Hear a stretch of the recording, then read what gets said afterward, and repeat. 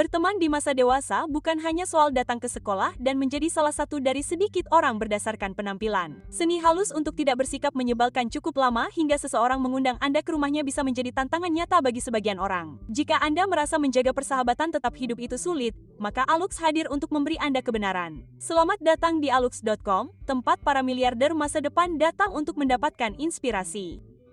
Jika Anda belum berlangganan, Anda akan ketinggalan. Tentu, daftar ini mungkin membuat Anda sedikit tidak nyaman, tetapi kenyataannya tidak selalu menyenangkan. Dan jika Anda bertahan, kami akan menghadiahi Anda dengan 2 kiat untuk memenangkan percakapan apapun. Saatnya membuat janji dengan kami untuk mendengar 15 alasan mengapa Anda tidak mendapatkan teman baru. Pertama, Anda tidak cukup keluar.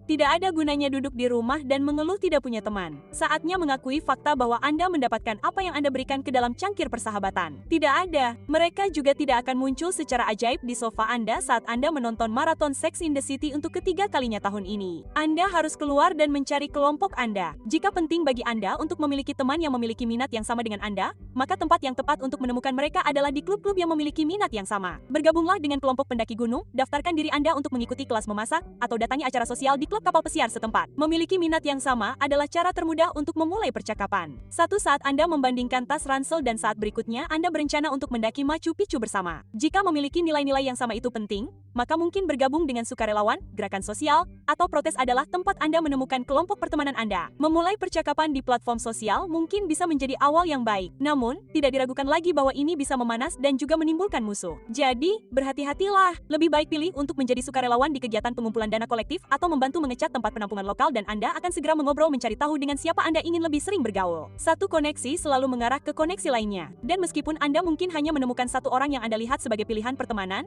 mereka mungkin memperkenalkan Anda kepada teman-teman lain dan sebelum Anda menyadarinya, Anda sudah memiliki banyak orang di lingkaran Anda. Gue suka pakai kerombeng karena cuan banget. Transfer top up, semua gratis, nggak ada admin. Suka nonton drama pendek tapi nggak mau bayar? Di Pain Drama, semuanya gratis. Episode lengkap tanpa keluar biaya. Lebih dari 800 drama pendek tanpa iklan. Anda sudah memiliki banyak orang di lingkaran Anda.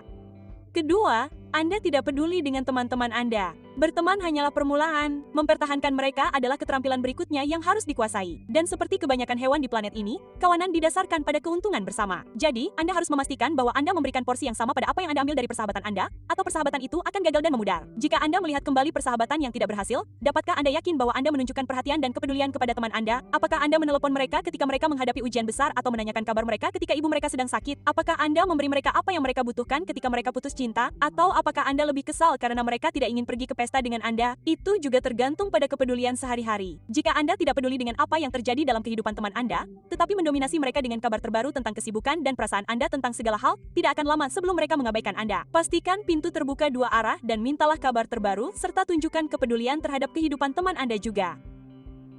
Nomor 3, Anda terlalu banyak mengeluh.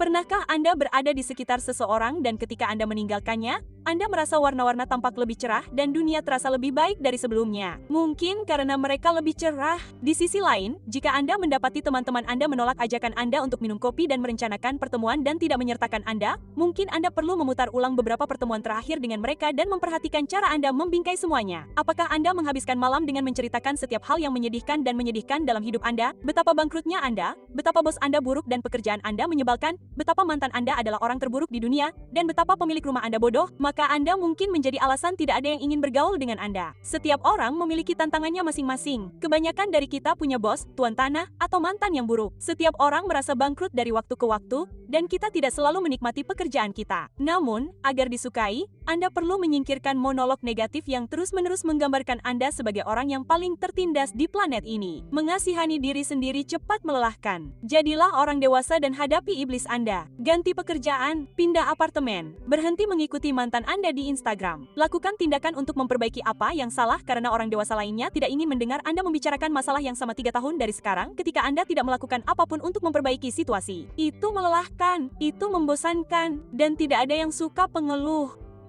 Nomor 4, Anda meninggalkan teman-teman Anda saat Anda menjalin hubungan. Apakah Anda tipe orang yang menghilang dari radar sosial setiap kali Anda mulai berkencan dengan seseorang yang baru dan kemudian merangkak kembali ke sofa teman Anda untuk mencari kenyamanan begitu Anda berpisah? Kalau begitu, jangan berharap teman-teman Anda akan ada untuk Anda dalam jangka panjang. Jenis pertemanan yoyo seperti ini agak menghina. Teman bukanlah mainan yang bisa Anda ambil dari rak dan mainkan sampai ada sesuatu yang lebih menarik dan kemudian berharap berada di tempat yang sama persis saat Anda bosan lagi. Adalah hal yang sehat untuk menemukan keseimbangan antara persahabatan dan kehidupan romantis Anda dan mampu mempertahankannya. Jangan biarkan teman-teman Anda merasa seperti hadiah hiburan saat hubungan Anda tidak berhasil.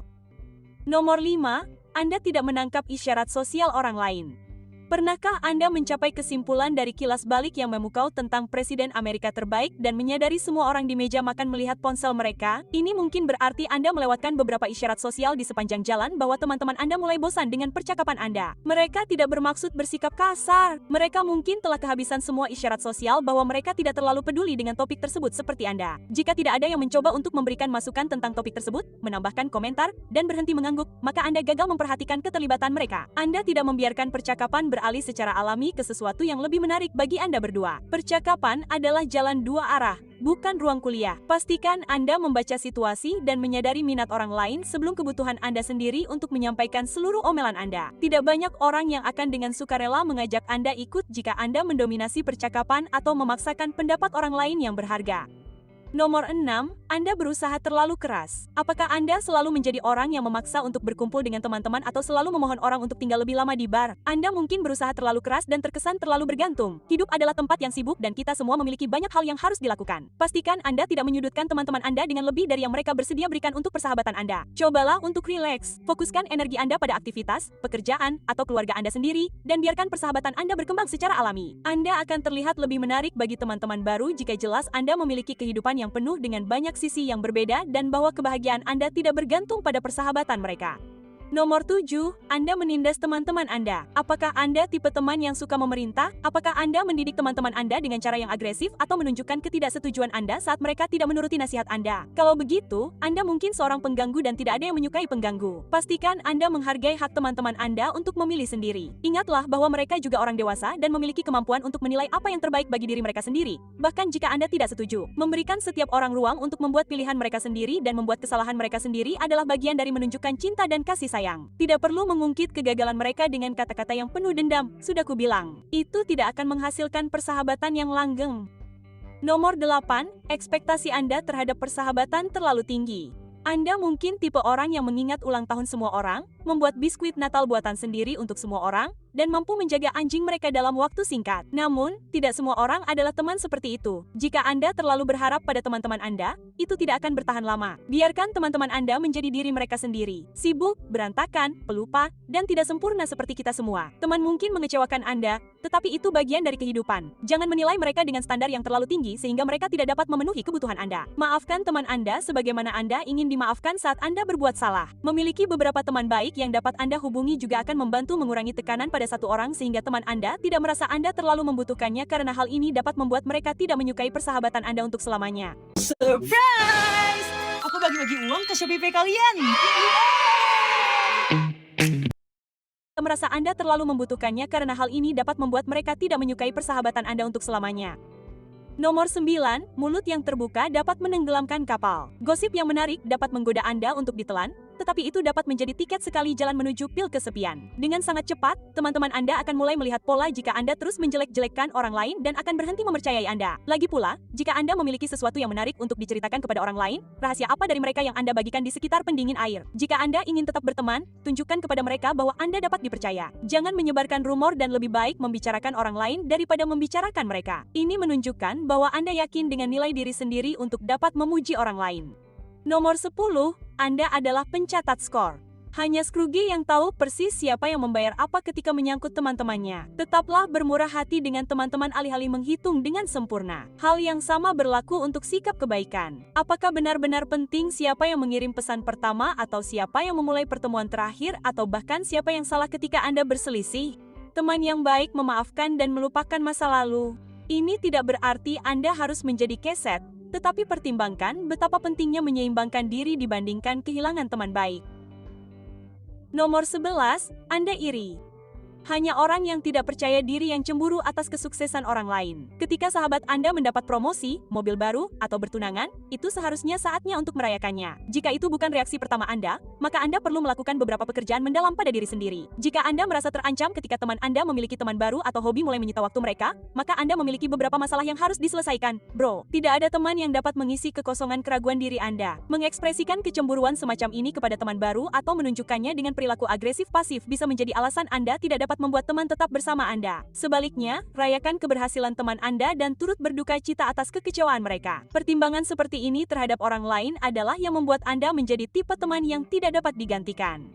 Nomor 12, Anda adalah seorang drama lama. Apakah masalah Anda selalu jauh lebih buruk daripada masalah orang lain? Apakah nasib buruk tampaknya mengikuti Anda? Maka Anda mungkin hanya seorang drama lama, teman saya, dan tidak ada yang menyukai drama lama. Mungkin Anda tahu persis cara mengusik sarang lebah saat Anda pergi makan malam dengan seorang teman, dan itu selalu berakhir dengan mereka marah. Atau mungkin Anda bersalah karena tidak sengaja membocorkan rahasia yang diminta teman Anda untuk dirahasiakan hanya untuk mendapatkan reaksi. Jika ini Anda, anggaplah diri Anda akan segera dibatalkan karena hidup sudah terlalu gila untuk menambahkan drama lagi ke dalamnya. Perilaku ini tidak hanya sangat mementingkan diri sendiri, yang sudah ketinggalan zaman sejak Walkman, tetapi juga menunjukkan jiwa yang pahit dan bengkok.